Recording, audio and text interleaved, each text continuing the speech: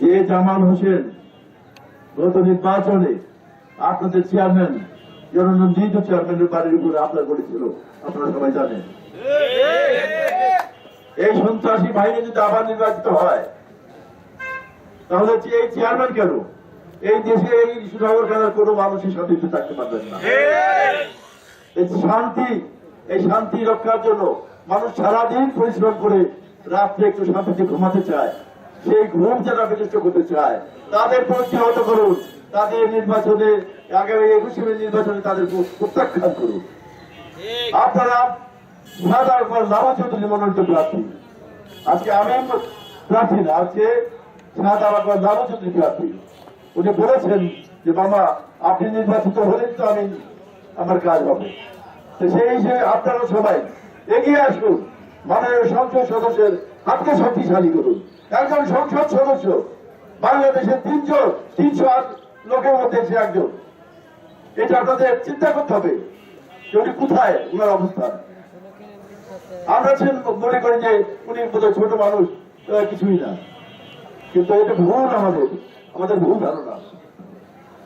একজন সংসদ সদস্য সবার উপরে, মাননীয় প্রধানমন্ত্রীর পরেই সংসদ সদস্যদের অবস্থান। সেই জন্য আমি আপনাদের উদাত্ত আহ্বান রাখি, এই নগরখান্দাকে শান্তি রক্ষার জন্য, সন্ত্রাস মুক্ত করার জন্য, মাদক মুক্ত করার জন্য, বাল্য বিবাহ থেকে এই নগরখান্দাকে রক্ষা করার জন্য, ইফতিজিং থেকে রক্ষা করার জন্য আপনারা আগামী নির্বাচনে আপনাদের শান্তির প্রতি এই মোটরসাইকেলে ভোট দিয়ে শান্তি প্রতিষ্ঠা করবেন, নগরখান্দাকে সন্ত্রাস মুক্ত করবেন। আজকে সন্ত্রাসী আপনারা জানেন কিছু আকাশে একটা ঘটনা ঘটেছে আপনার রায়নপুর লস্কর ইউনিয়নে, সেখানে আমার মোটরসাইকেলের একজন সমর্থক এই যে এই আমার এই ভাইয়ের মতো এই বয়স্ক একটা লোক, এরকম ভাবে একটা লোককে তারা এই যখন একাশে ভ্যানে যাইতে জন্য মারছে তার উপর আক্রমণ করেছে। সে আজকে মৃত্যুর সাথে পাঞ্জা হচ্ছে ফরিদপুর হাসপাতালে। চিন্তা করে দেখেন কি অবস্থা। এইভাবে যদি নির্বাচন হয়, এইভাবে যদি সন্ত্রাস এখন থেকে তারা করে যায়, তাহলে নির্বাচিত হলে কি অবস্থা হবে একটু চিন্তা করেন আপনারা একটু যদি শান্তিতে থাকতে চান। মানুষ তো অর্থ উপার্জন করে, অর্থ চাইতেও বেশি দরকার মানুষের শান্তি।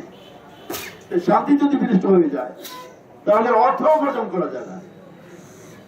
সেই জন্য আমি আপনাদের অনুরোধ করবো যে আপনারা মাননীয় সংসদ সদস্য লাভু চৌধুরী সমর্থিত প্রার্থী, মোটরসাইকেলে ভোট দিয়ে আপনারা তাকে আমাকে নির্বাচিত করে শাহজাহান লাভু চৌধুরীর হাতকে শক্তিশালী করবেন। শাহজাহান লাভু চৌধুরীর হাত শক্তিশালী হলে প্রধানমন্ত্রীর হাত শক্তিশালী হবে এবং নগরকান্দার উন্নয়ন এবং অব্যাহত থাকবে।